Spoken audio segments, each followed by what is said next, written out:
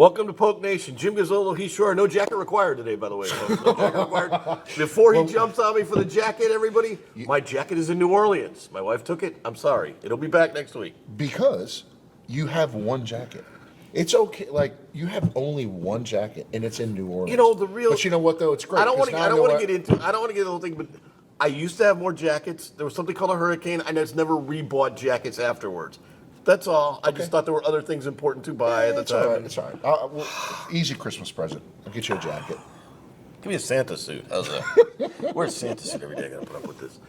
All right, football. You won a game. That was great, wasn't it? Looked impressive. Deonta McMahon, who we're going to have on the show, 211 yards. Yeah, he was a stud. You know, I mean, I just, you know, all the things that kid in particular has been through, could have left, and him to stick it out and stay, you know, you're going to look back, you know, 2-3 years from now when this program is humming along again, and it's going to be the guys like him that really laid the foundation for us to be able to grow, and it's just great. You know, he's got a chance to break a couple records, and it's just great. And we're really excited. He should. I mean, he is a huge lead in the Southland rushing. Yeah. Now, the Southland throws a lot of footballs around, but he's an old school guy, power football. Yep. Even has a touchdown pass last weekend. How about that? That was pretty cool. That was a fun game. Yeah, it was great. You know, and you didn't get hit with a $250,000 fine for charging the field. It's true. How would you like to have to write that check? Yeah. Well, if we win a championship, I don't mind writing it.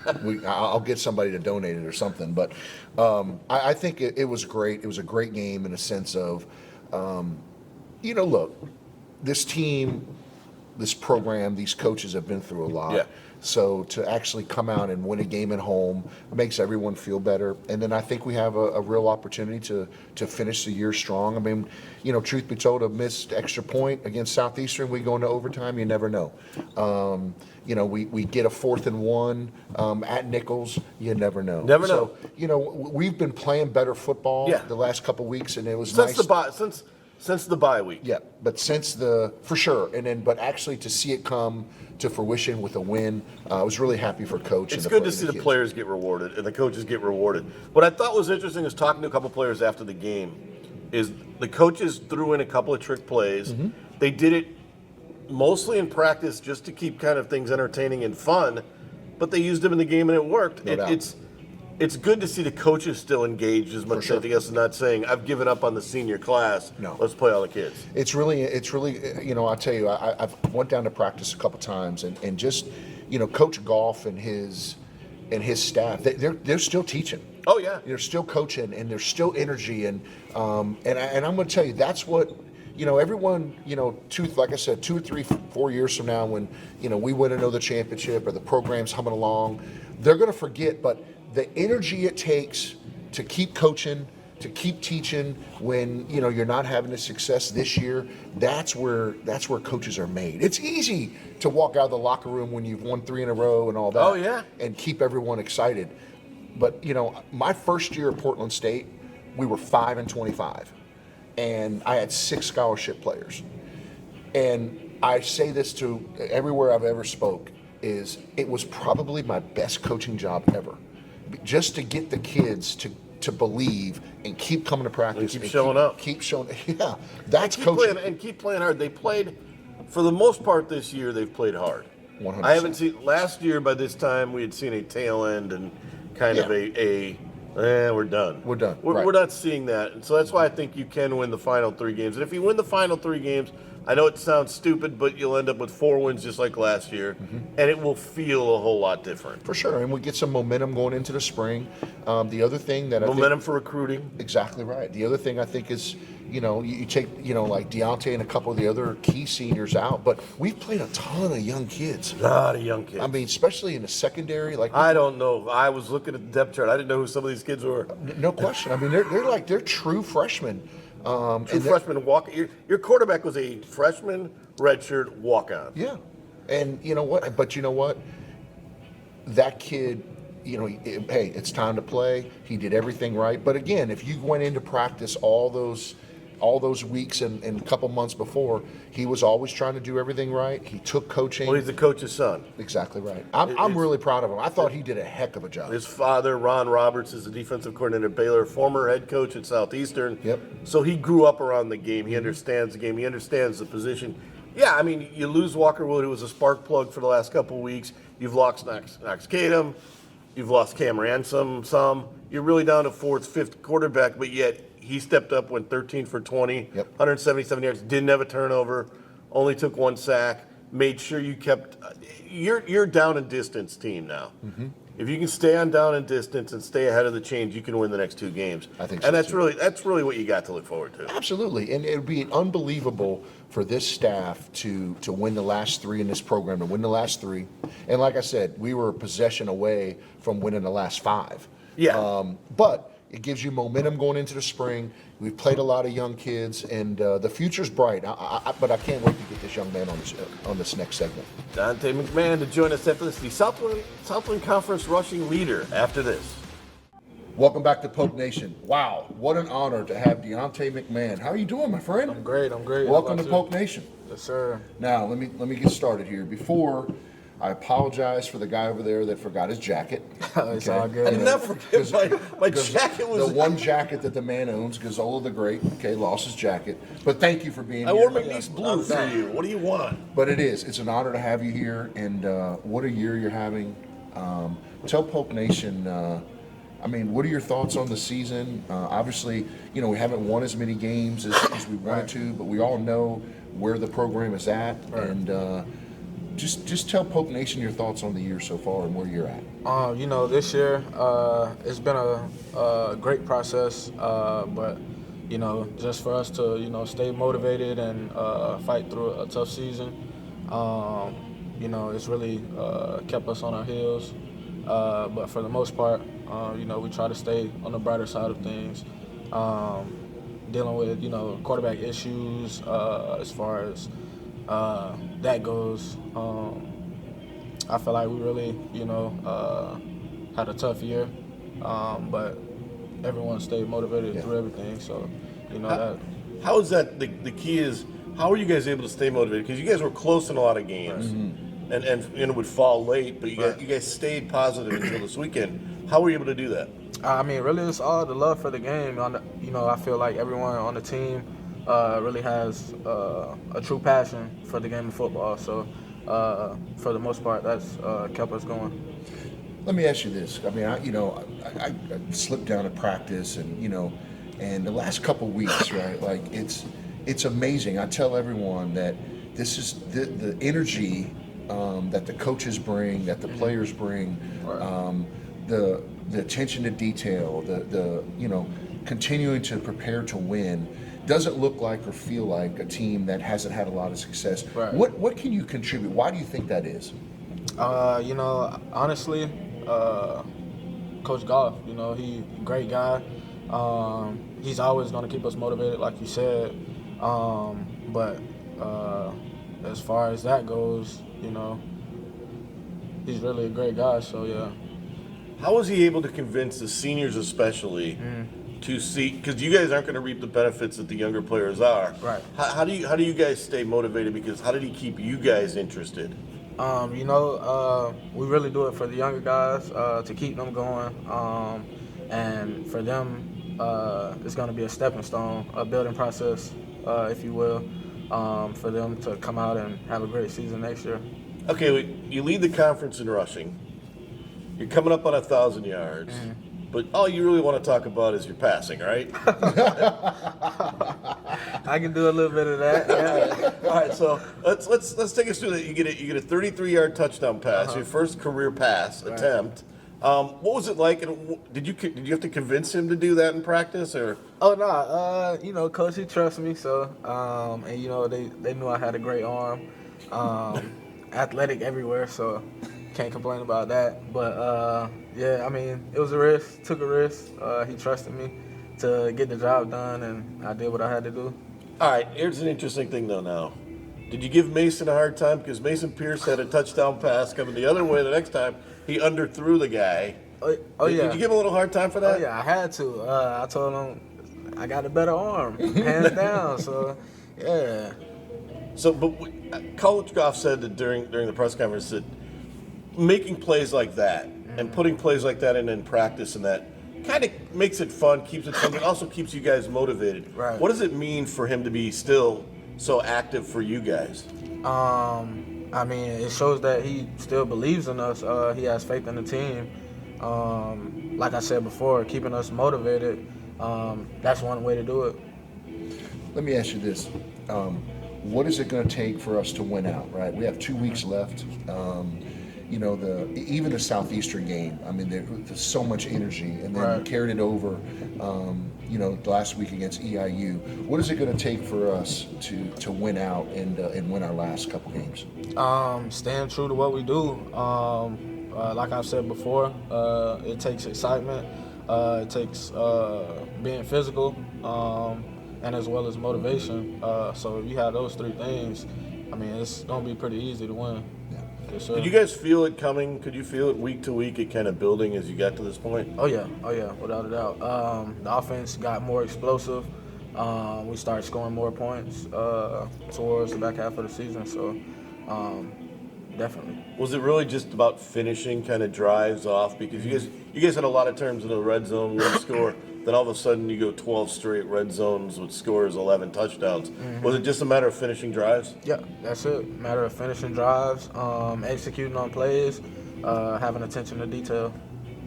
You know, you can see, you talk about attention to detail, but the thing that you notice is that the blocking down the field, the wide receivers, Right. you know, all like you can see that all the attention to detail that has been stressed is now starting to really, Right. you know, kick in. I mean, we're getting an extra 4, 5, 6 yards sometimes on just another block or not a miss block anymore. Right. Yes, sir. That's awesome. That's awesome. When we come back on Poke Nation, we're going to talk to Deonta about finishing off strong and winning the Southland Conference rushing title. What it would mean after this.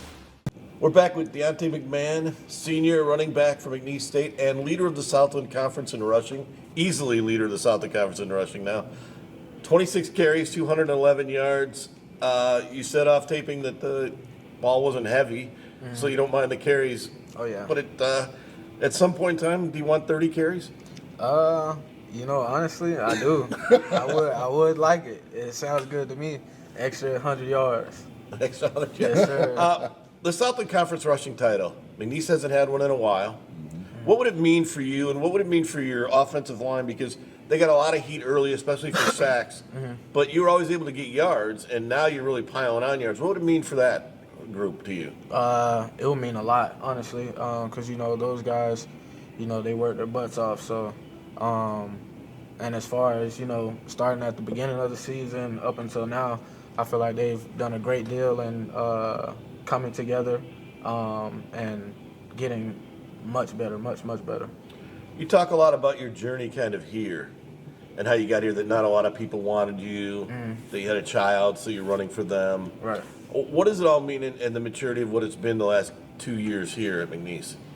Honestly, it's taught me a lot. You know, we went through a lot, Lake Charles as a whole, so just persevering through all of that, you know, and coming out on top after really means a lot for me.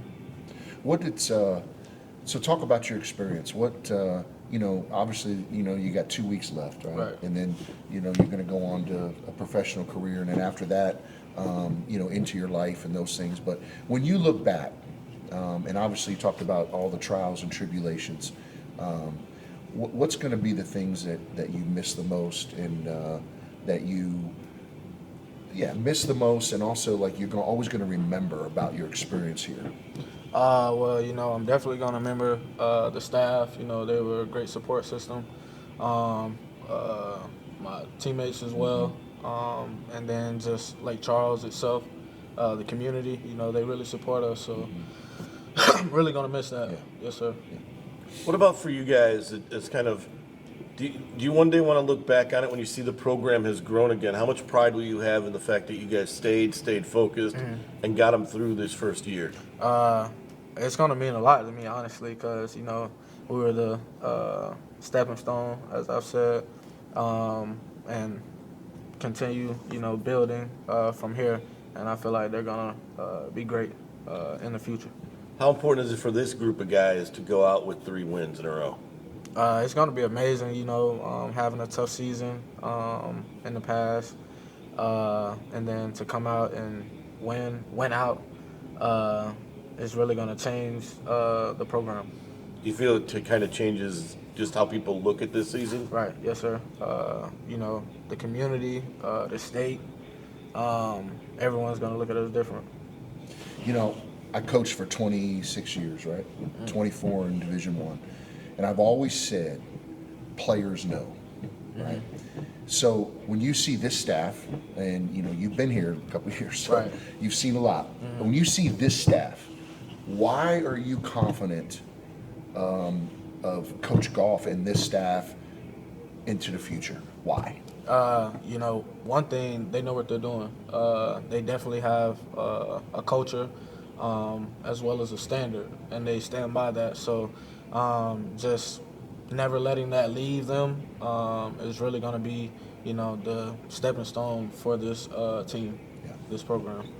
This program itself, now, you didn't know probably much about it coming in here. Right.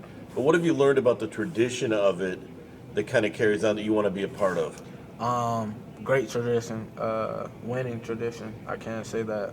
But, as far as that goes, McNeese has always been head honcho of the Southland. So for them to continue that, it's going to be pretty big. Do you feel a lot of teams are ganging up on you because it's their chance to get back at you guys? Oh, yeah. They're just trying to get back for a little bit. And, McNeese is going to come back out on top.